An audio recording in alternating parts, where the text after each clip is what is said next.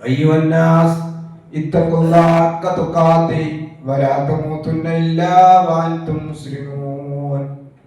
أعوذ بالله من الشيطان الرجيم. بسم الله الرحمن الرحيم. يا بني إسرائيل اذكروا نعمتي التي أنعمت عليكم وأني فضلتكم على العالمين. ഏറെ ബഹുമാനാദരവുള്ള പ്രിയപ്പെട്ട സത്യവിശ്വാസികൾ,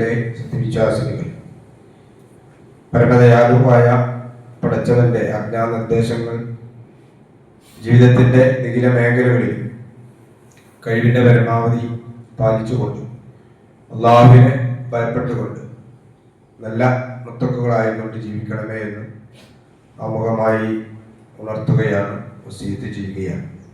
സർവശക്തനായ റബ്ബ് അവന്റെ തൃപ്തി സമ്പാദിച്ച് ജീവിച്ചു മരിക്കാൻ അള്ളാഹു നമുക്കൊക്കെ തൗഫീഖ് നൽകി അനുഗ്രഹിക്കുമാറാകട്ടെ. ഹിജ്റ കലണ്ടറിലെ ഒന്നാമത്തെ മാസമായ മുഹറമിലൂടെയാണ് നമ്മൾ നീങ്ങിക്കൊണ്ടിരിക്കുന്നത്.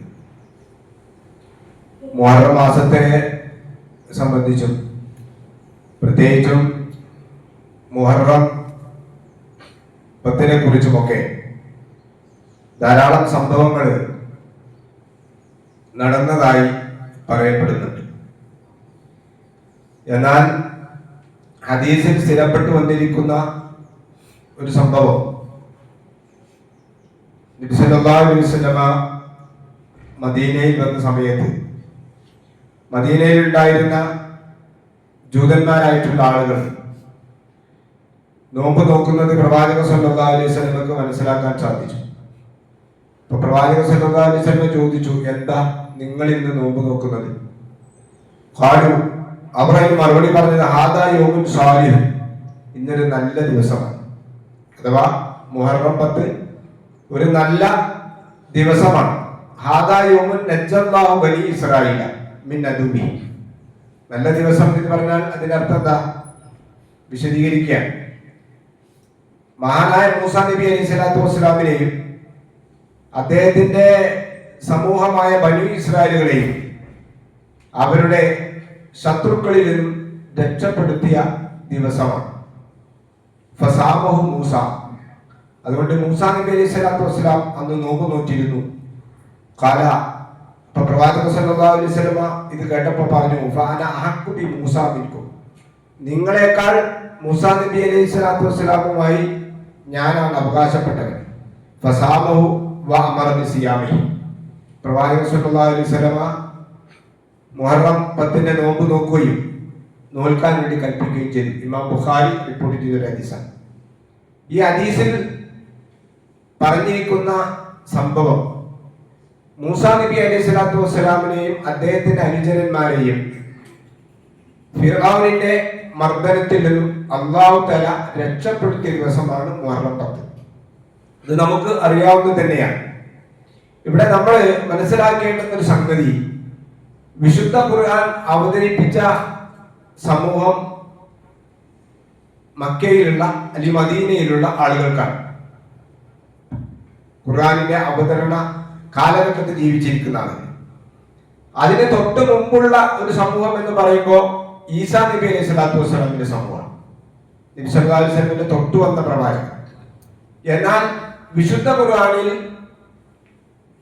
മക്കക്കാരെ കുറിച്ചോ അല്ലെങ്കിൽ മദീനക്കാരെ കുറിച്ചോ അല്ലെങ്കിൽ തൊട്ടു മുമ്പ് വന്ന ഈസാ നബി അലൈഹി സ്വലാത്തു വസ്സലാമിനെ കുറിച്ചോ പറയുന്നതിനേക്കാൾ കൂടുതലായി ഖുർആനിന്റെ പേജുകൾ ഉപയോഗിച്ചിരിക്കുന്നത് അതിന്റെ മുമ്പ് വന്ന, അഥവാ ഈസാ നബി അലൈഹി സ്വലാത്തു വസ്സലാമിന്റെ തൊട്ടു മുമ്പ് വന്ന, ഇപ്പൊ പ്രവാചക സല്ലല്ലാഹു അലൈഹി വസല്ലമ പറഞ്ഞിരിക്കുന്ന മൂസാ നബി അലൈഹി സ്വലാത്തു വസ്സലാമിന്റെയും അദ്ദേഹത്തിന്റെ സമൂഹത്തെയും ചരിത്രമാണ് ഖുർആനിൽ ഏറ്റവും കൂടുതൽ പരാമർശിച്ചിരിക്കുന്നത്.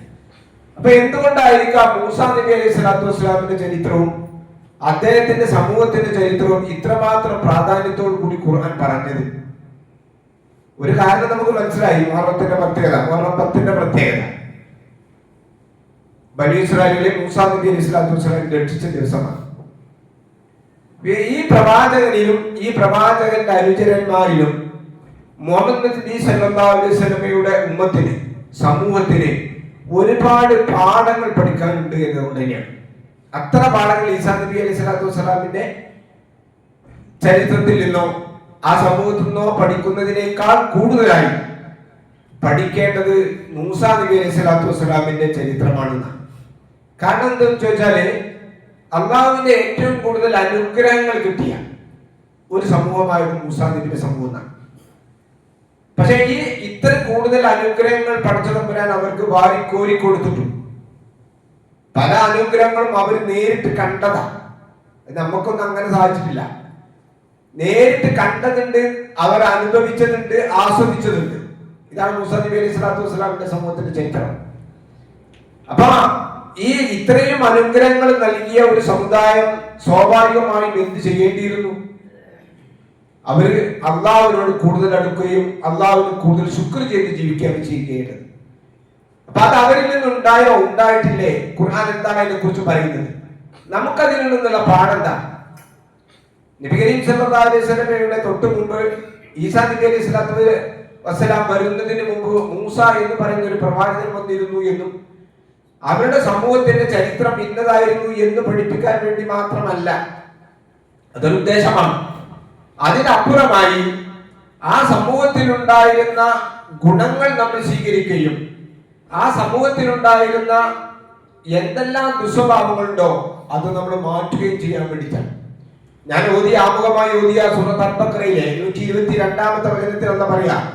യാ ബനി ഇസ്രായീൽ, ഇസ്രായേൽ സന്തതികളെ, ഉദ്കുറു നിഅമതി അല്ലതി അൻഅംതു അലൈക്കും, ഞാൻ നിങ്ങൾക്ക് ചെയ്തു തന്നിരിക്കുന്ന അനുഗ്രഹങ്ങൾ നിങ്ങൾ ഓർക്കണം. അനുഗ്രഹങ്ങൾ നമുക്ക് തന്നാലും നമ്മൾ ഓർക്കണം.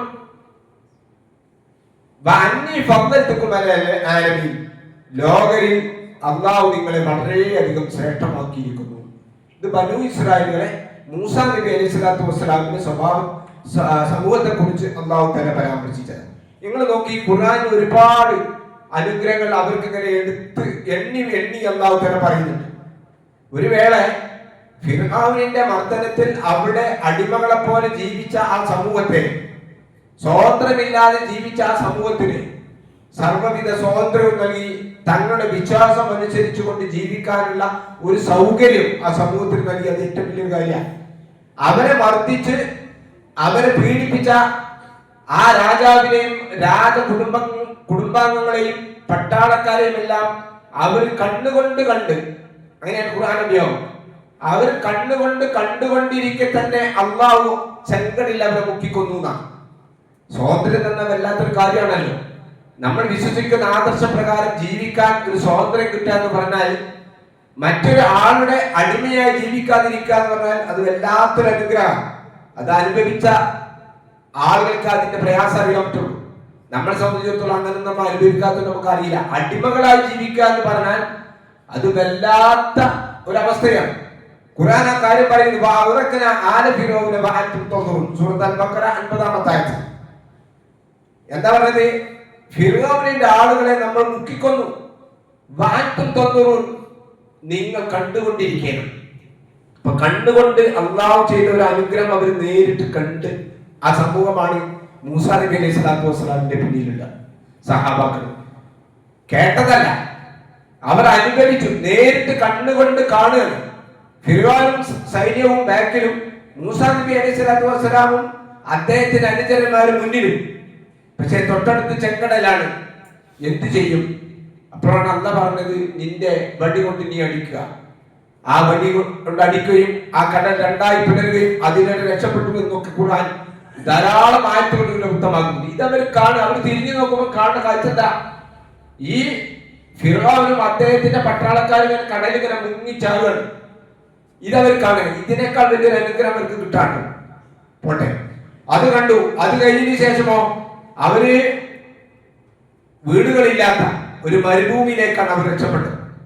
അവിടെ വന്നപ്പം അവർക്ക് അള്ളാഹു എന്തെല്ലാമാണോ ചെയ്യേണ്ടത് അവർ ചോദിച്ചതും ചോദിക്കാത്തതും പടച്ചോൻ നൽകി. ഇപ്പോ നല്ല ചൂടുള്ള ഒരു സമയത്ത് ഒരു തണല് ലഭിക്കുക എന്ന് പറഞ്ഞാൽ ഏറ്റവും വലിയ അനുഗ്രഹം. അത് ഖുർആൻ അവർക്ക് പറഞ്ഞു, ചുട്ടുപൊള്ളുന്ന മരുഭൂമിയിൽ അവർക്ക് കാർമേഘം കൊണ്ട് പടച്ച തമ്പുരാൻ തണലിട്ട് കൊടുത്തു.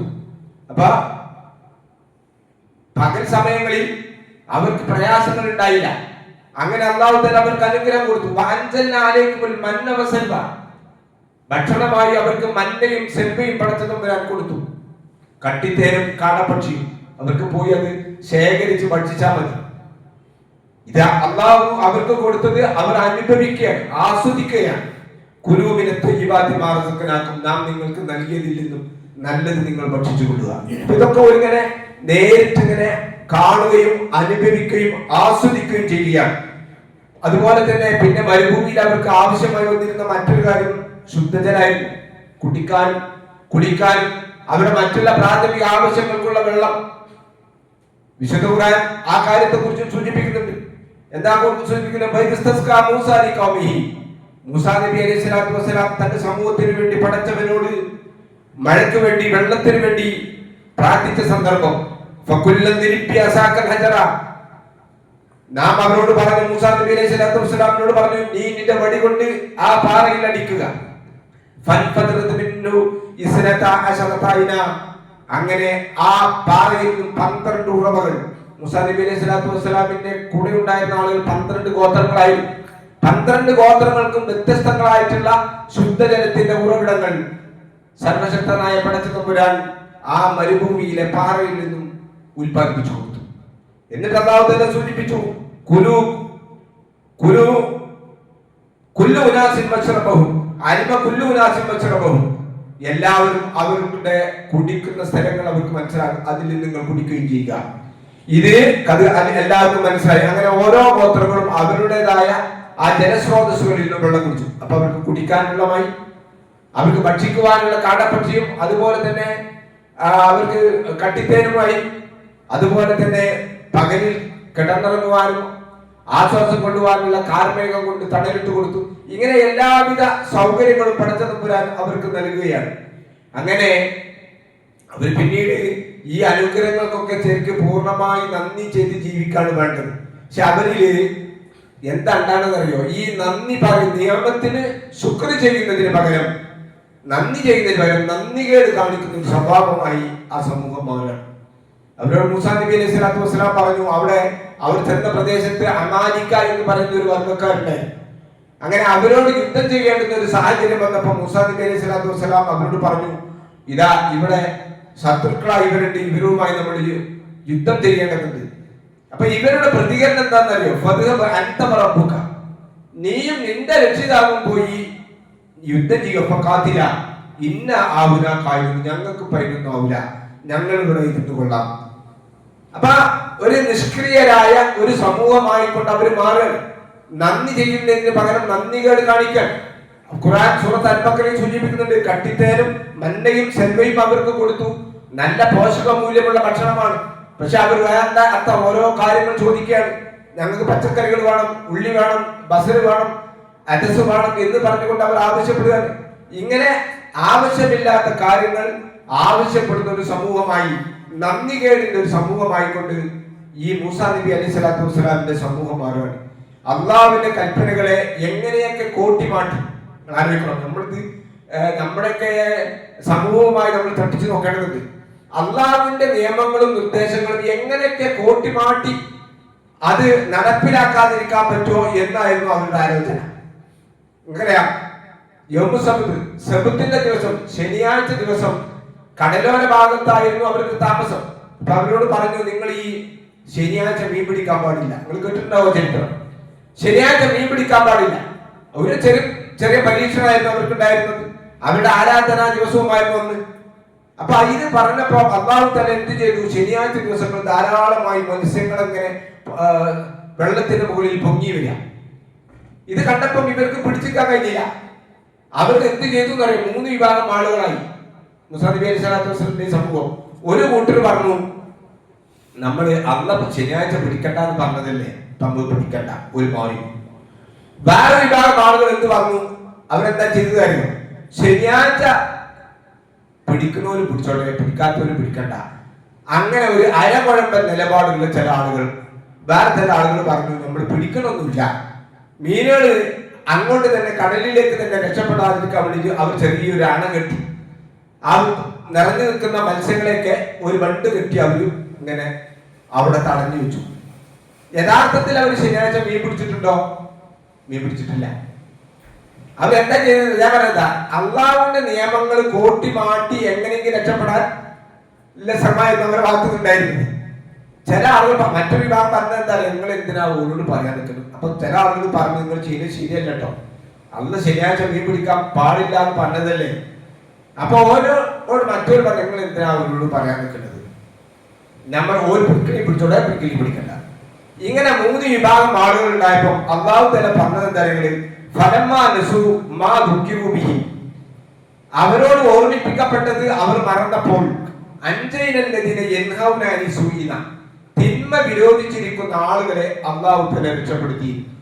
ഒന്നും പറയാത്ത ആളുകൾ. നമ്മൾ പഠിക്കേണ്ട ഒരു പാഠം എന്താന്ന് വെച്ചിട്ടുണ്ടെങ്കിൽ, ഒരു തിന്മ കാണുമ്പോൾ ഒരു വിശ്വാസി എന്ന നിലയിൽ നമ്മൾ മൗനം അവലംബിച്ച് ജീവിക്കല്ല. അപ്പൊ നമ്മുടെ കുടുംബത്തിലുണ്ടാവും, നമ്മുടെ സമൂഹത്തിലുണ്ടാവും, നമ്മുടെ അയൽപ്പക്കത്തൊക്കെ ഒരു വിഷയം വരുമ്പോൾ, മതപരമായി വിരുദ്ധമായ ഒരു കാര്യം വരുമ്പോൾ നമ്മൾ അതിനൊന്നും ഇടപെടണ്ട, എന്തെങ്കിലും ആയിക്കോട്ടെ എന്ന് വിചാരിച്ച് നിൽക്കലല്ല. വിശ്വാസി എന്ന നിലയിൽ നമുക്ക് പറയാൻ പറ്റുന്ന ആളുകളോട് അതിന്റെ യഥാർത്ഥം നമ്മൾ പറഞ്ഞു കൊടുക്കണം. ഇതാണ് ഇസ്ലാം നമുക്ക് പഠിപ്പിക്കുന്നത്, ഈ ചരിത്രത്തിലൂടെ നമുക്ക് പഠിപ്പിച്ചത്. അവിടെ വിരോധിച്ചിരിക്കുന്ന ആളുകളെ മാത്രമാണ് അള്ളാഹു തന്നെ രക്ഷപ്പെടുത്തിയത്. പിടിച്ചോരെയും അള്ളാഹു തന്നെ ശിക്ഷിച്ചു, അതുപോലെ തന്നെ ഒന്നും പറയാത്തവരെയും അള്ളാഹു തന്നെ ശിക്ഷിച്ചു. ഇതായിരുന്നു മൂസാ നബി അലൈഹി സ്വലാത്തു വസ്സലാമിന്റെ സമൂഹത്തിന്റെ ഒരവസ്ഥ. മറ്റൊന്ന് നോക്കൂ നിങ്ങൾ, വല്ലാത്തൊരു അവസ്ഥയാണ്. മൂസാ നബി അലൈഹി സ്വലാത്തു വസ്സലാമിന്റെ സമൂഹം ഒരു വിഭാഗം ആളുകളുടെ അടുത്ത് കൂടെ സഞ്ചരിക്കുന്ന സമയത്ത് അവർക്ക് കാണാൻ സാധിക്കുന്ന ബിംബാരാധന അവിടെ കാണും. അള്ളാഹുവിനെ യഥാർത്ഥത്തിൽ അള്ളാഹുവിന്റെ സഹായം അനുഭവിച്ച് രക്ഷപ്പെട്ടു പോകുന്ന ആളുകളാണ്. എന്നിട്ട് അവർ അപ്പോഴത്തിന് അള്ളാഹിനെ മറക്കുക. ഖുർആൻ സൂചിപ്പിക്കുന്നുണ്ട്, ബനി ഇസ്രായേലിൽ ബഹ്റ, അങ്ങനെ സമുദ്രം ബനി ഇസ്രായേലുമായി വിട്ടു കടന്നപ്പോൾ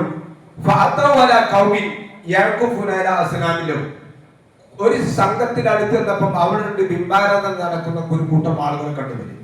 അപ്പൊ ഇവരെന്താ പറയുന്നത്? മൂസ, ഞങ്ങൾക്കും ഒരു ആരാധന ഉണ്ടാക്കിക്കൊണ്ട, ഒരു ആരാധന നീ നിശ്ചയിച്ചുകൊണ്ട, കമാലവും ആലിഹ, അവർക്ക് ആരാധന്മാരുള്ളത് പോലെ.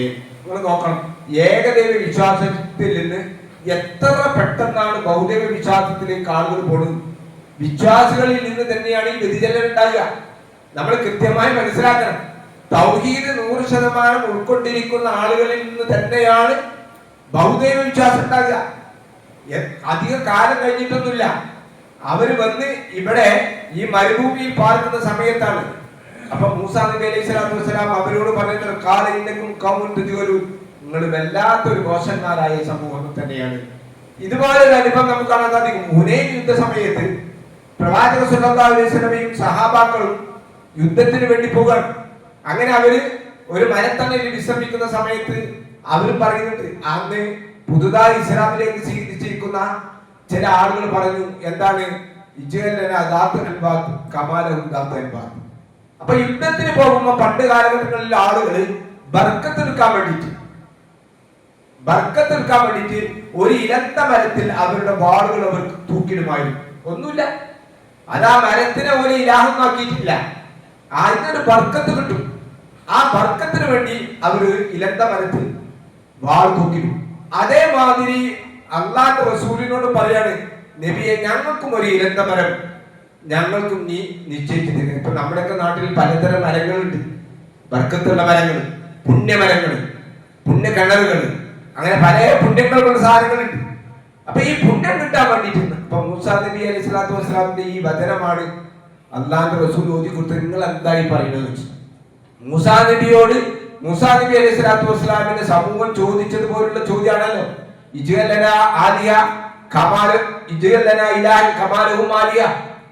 എന്ന് മൂസാ നബി അലൈഹി സ്വലാത്തു വസ്സലാമിന്റെ സമൂഹം മൂസാ നബിയോട് ചോദിച്ചതുപോലെയാണ്. നിങ്ങൾ ആലോചിക്കി, അപ്പൊ അവിടെ ആരാധ്യനാക്കുന്നുണ്ടോ?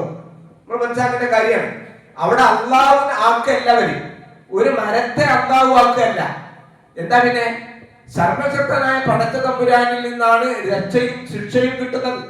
ബർക്കത്ത് എടുക്കേണ്ടത് അള്ളാഹുവിൽ നിന്നാണ്, സൃഷ്ടികളിൽ നിന്നല്ല, മരങ്ങളിൽ നിന്നല്ല, കല്ലുകളിൽ നിന്നല്ല, ഒന്നിന്നുമല്ല. ബർക്കത്ത് നൽകേണ്ടവനാരാ? അള്ളാഹുവാണ്. അള്ളാഹുവിനോടാണ് നമ്മൾ ബർക്കത്ത് ചോദിക്കേണ്ടത്.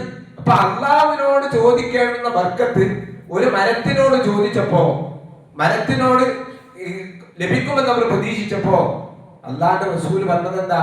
മൂസാ നബി അലൈഹി സ്വലാത്തു വസ്സലാമിന്റെ സമൂഹം ചോദിച്ചതുപോലുള്ള ചോദ്യങ്ങൾ ചോദിച്ചത് അത്രയും ഗൗരവമാണ് എന്ന് നമ്മൾ മനസ്സിലാക്കുക. ഇനി നമ്മൾ ആലോചിക്കുക സഹോദരന്മാരെ, ഈ ആളുകൾ എത്ര വരെ ചോദിച്ചു എന്നറിയുന്നത്? ഒരിക്കലും ഒരു വിശ്വാസി ചോദിക്കാൻ പാടില്ലാത്ത ചോദ്യമാണ് മൂസാ നബിയോട് ഇവർ പറയുന്നത്. സൂറത്ത് അൽ-ബഖറയിൽ 55-ാമത്തെ ആയത്തിൽ കാണാൻ സാധിക്കും, ലൻ നുമിന ലക ഹത്താ നറല്ലാഹ ജഹറ. മൂസ, ഇത് ഞങ്ങളെ രക്ഷപ്പെടുത്തിയൊക്കെ ശരിയാണ്, ഞാൻ ഒരുപാട് അനുഗ്രഹങ്ങൾ നീ മുഖാന്തരം പടച്ചവൻ ഞങ്ങൾക്ക് നൽകി എന്നൊക്കെ ശരിയാണ്. പക്ഷെ നീ ഒരു പ്രവാചകനാണ് എന്ന് ഞങ്ങൾ വിശ്വസിക്കണമെങ്കിൽ അള്ളാഹനെ ഞങ്ങൾക്ക് നേരിട്ട് കാണിച്ചിരുന്നു. നിരീശ്വരത്വത്തിന്റെയും യുക്തിവാദത്തിന്റെയും ചോദ്യം ചോദിക്കാൻ എങ്കിലേ നിന്നെ ഞങ്ങൾ പ്രവാചകനായി അംഗീകരിക്കുള്ളൂ. സുഹൃത്ത് അൽബക്കറികൾ എന്ന് പറയുന്നത്. അപ്പൊ എന്ന് പറഞ്ഞാൽ നന്ദി ചെയ്യുന്നതിന് നന്ദി കേടിന്റെ അങ്ങേ അറ്റം വരെ, ഇതിനപ്പുറം നന്ദി കേടില്ല, അറ്റം വരെ ഈ മൂസാ നബി അലൈഹി സ്വലാത്തു വസ്സലാമിന്റെ സമൂഹം പോവുകയാണ്. എന്റെ പ്രിയപ്പെട്ട സഹോദരന്മാരെ, സഹോദരികളെ, ഈ പറഞ്ഞ ചരിത്രമൊക്കെ നമുക്കൊക്കെ അറിയാവുന്ന ചരിത്രം. പക്ഷെ ഈ ചരിത്രത്തിൽ നമ്മൾ ഉൾക്കൊള്ളേണ്ടുന്ന പാഠെന്താ? നമ്മൾ ഉദ്ദേശിക്കുന്ന മനസ്സിലാക്കേണ്ടുന്ന പാഠെന്താ? ബനൂ ഇസ്രായേലുകളായിട്ടുള്ള ആളുകളെ മോശമാക്കി പറയാൻ നമുക്ക് അവകാശമുണ്ടോ? നിങ്ങളൊന്ന് ആലോചിച്ച് നോക്കി. നമ്മളൊന്ന് ഒരു ഒഴിഞ്ഞ മനസ്സുമായി നമ്മൾ ആലോചിച്ച് നോക്കുക. എന്താ വിഷയം? എന്താ? അള്ളാഹു അവർക്ക് ഒരുപാട് നിയമത്തുകൾ ചെയ്തു. ആ അനുഗ്രഹങ്ങൾക്ക് അവർ നന്ദി ചെയ്യുന്നതിന് പകരം നന്ദികൾ കാണിച്ചു. ഇതാണല്ലോ മൊത്തത്തിൽ അതിന്റെ ചിത്രം. ഇനി നമ്മൾ ആലോചിക്കേണ്ടത്, നമുക്ക് അവരെ ആക്ഷേപിക്കാൻ അർഹതയുണ്ടോ? മൂസാ നബി അലൈഹി സ്വലാത്തു വസ്സലാമിന്റെ സമൂഹത്തിന് പടച്ച തമ്പുരാൻ മന്നയും സൽവയും നൽകി, ഭക്ഷണം നൽകി, വെള്ളം നൽകി, ഇല്ലേ? താമസിക്കുവാൻ, അല്ലെങ്കിൽ വേനൽക്കാലത്ത് ചൂടുകാലത്ത് പകലിൽ വെയിൽ കൊള്ളാതിരിക്കാനുള്ള സംവിധാനങ്ങൾ ഒരുക്കി. അള്ളാഹു ഇതൊക്കെ നമുക്ക് നൽകിയില്ലേ? യഥേഷ്ടം ഭക്ഷണം നമുക്ക് അള്ളാഹു വാരിക്കൊരുത്തുന്നില്ലേ? ഞാനും നിങ്ങളും സ്വയം ആലോചിക്കുക. വെയിൽ കൊള്ളാതിരിക്കാൻ, മഴ കൊള്ളാതിരിക്കാൻ, മഞ്ഞ് കൊള്ളാതിരിക്കാൻ വളരെ സുരക്ഷിതമായ 1-2 നിലകളുള്ള വീടുകൾ പടച്ച തമ്പുരാൻ നമുക്ക് നൽകിയില്ലേ? യഥേഷ്ടം കുടിവെള്ളം നമുക്ക് ലഭിക്കുന്നില്ലേ? ആ സമൂഹത്തെ കുറ്റം പറയാൻ, ആക്ഷേപിക്കാൻ നമുക്ക് അർഹതയുണ്ടോ? എന്റെ പ്രിയപ്പെട്ട സഹോദരന്മാരെ, നമ്മൾ ആലോചിക്കുക. മന്നക്കും സെൽവക്കും പകരമായി ഇഷ്ടംപോലെ ഭക്ഷണം. നിങ്ങൾ ആലോചിച്ച് നോക്കുക. ഇന്ന് ഭക്ഷണത്തിന് നമുക്ക് യാതൊരു പ്രയാസവും ഇല്ലാത്ത ഒരു കാലഘട്ടത്തിലൂടെ നമ്മൾ ജീവിക്കുന്നത്. അതുകൊണ്ട് നമ്മൾ കൃത്യമായി നമ്മൾ മനസ്സിലാക്കേണ്ടതുണ്ട്. ഇതിൽ ഏറ്റവും വലിയ ശുക്ർ എന്ന് പറഞ്ഞാൽ, ഒരു മനുഷ്യൻ അള്ളാഹുവിന് ചെയ്യുന്ന ഏറ്റവും വലിയ നന്ദി എന്ന് പറഞ്ഞാൽ എന്താ? നമ്മൾ മനസ്സിലാക്കണം. നമ്മുടെ സമുദായത്തിലെ ആളുകൾ ഇന്ന് മനസ്സിലാക്കാതെ പോയിട്ടുണ്ട്.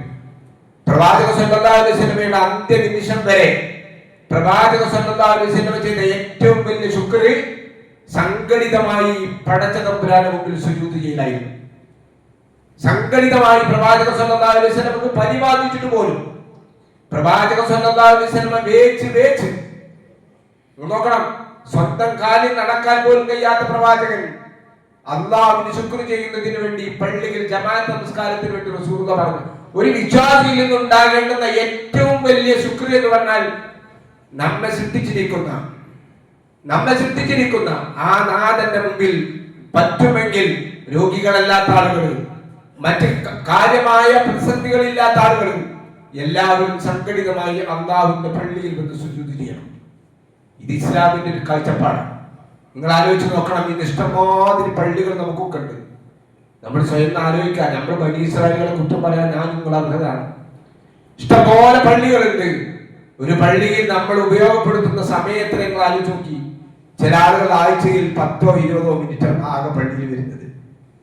ഇത് നമ്മുടെ പള്ളിയുടെ കാര്യം മാത്രമല്ല, നമ്മുടെ നാട്ടിലുള്ള മുഴുവൻ പള്ളികളുടെയും അവസ്ഥ അങ്ങനെയാണ്. 1-2 സഫുകൾ ഉണ്ടായെങ്കിൽ ഉണ്ടായി ജമാഅത്തിന്. നമ്മുടെയൊക്കെ ധാരണ എന്താ? വെള്ളിയാഴ്ച ദിവസം കുത്തുബ കഴിയുന്നതിന് മുമ്പ് ഒന്ന് വന്ന് ഇരുന്ന് പോയാൽ നമ്മുടെ ബാധ്യതകളായി നമ്മൾ പടച്ചവനോട് ശുക്ർ ചെയ്തു.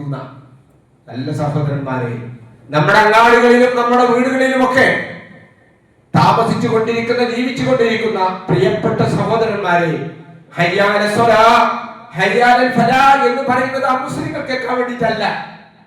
കൃത്യമായി മനസ്സിലാക്കിക്കൊള്ളി. അത് പറയാൻ, അത് കേൾക്കേണ്ടത് അവിശ്വാസികളായ ആളുകളല്ല. ഹയ്യാല സ്വലാ, നമസ്കാരത്തിലേക്ക് വരിക, നമസ്കാരത്തിലേക്ക് വരിക. ഹയ്യാലൽ ഫലാ, വിജയത്തിലേക്ക് വരിക. വിളിക്കാണ് നമ്മളെ, മുഅദ്ദിൻ നമ്മളെ വിളിച്ചുകൊണ്ടിരിക്കുക. പക്ഷെ നിങ്ങൾ ആലോചിച്ച് നോക്കി, പലപ്പോഴും തോന്നിപ്പോകും, എന്തിനാണ് ഇത്ര വലിയ പള്ളി, എന്തിനാണ് ഇത്ര വലിയ പള്ളി?